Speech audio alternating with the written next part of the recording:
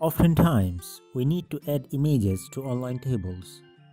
While working on websites developed using the WordPress framework, we find a handful of plugins to make an online table.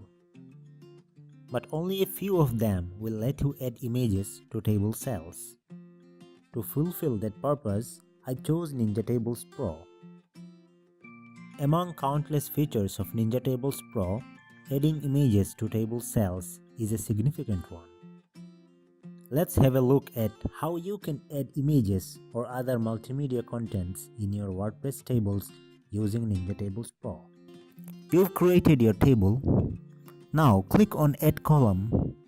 Give the column a name. From data type, select HTML field. Now click Add Column from the bottom right corner. Click Add Data. Click Add Media.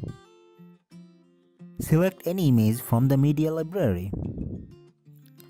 Now click Insert into Post on the bottom right corner. To resize the image, click on the image and drag it. To add image into an existing column is very easy. The process is the same.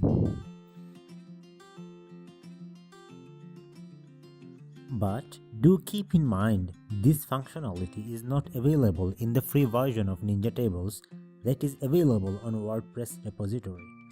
You will have to purchase the Pro version to unlock this functionality.